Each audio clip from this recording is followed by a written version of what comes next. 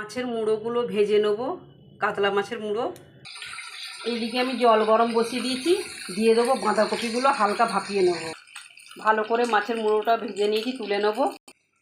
কড়াইতে তেল আছে, জিরে, শুকনো লঙ্কা দিয়ে দেবো, পাঁচফোড়ন, এবার দিয়ে দেবো পেঁয়াজ কুচি, দিয়ে দেবো রসুন বাটা, একটা টমেটো কুচি দিয়ে দিলাম, এবারে আদা বাটা দিয়ে দিলাম, এবারে দিয়ে দেবো কাঁচা লঙ্কা বাটা, এবারে দিয়ে দেবো ধনে গুঁড়ো, জিরে গুঁড়ো, হলুদ গুঁড়ো আর কাশ্মীরি মির্চি। মশলাটা ভালো করে কষিয়ে নিয়েছি, মাছের মুড়ো আর আলু ভাজাটা দিয়ে দিলাম, দিয়ে দেবো স্বাদ মতো নুন। মাছের মুড়ো আর আলু দিয়ে ভালো করে কষিয়ে নেব। ভালো করে কষিয়ে নিয়েছি, কাঁচা ছোলা, চেরা কাঁচা লঙ্কা দিয়ে দেবো, গরম মশলা গুঁড়ো, সুগার ফ্রি একটা দিয়ে দেবো, আপনারা চিনি ফেলে দিতে পারেন। এটা মিষ্টি মিষ্টি একটু হলে ভালো হয়, ঝাল ঝাল। বন্ধুরা দেখুন কীভাবে কষিয়ে নিয়েছি। এবার আমি বাঁধাকপি সেদ্ধটা দিয়ে দিলাম।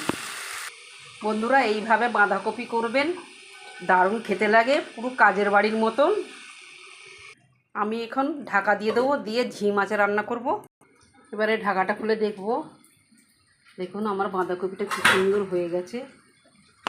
বন্ধুরা এইভাবে বানাবেন, খেতে খুব সুন্দর লাগে, পুরো কাজের বাড়ির মতন রান্না হয়ে গেছে।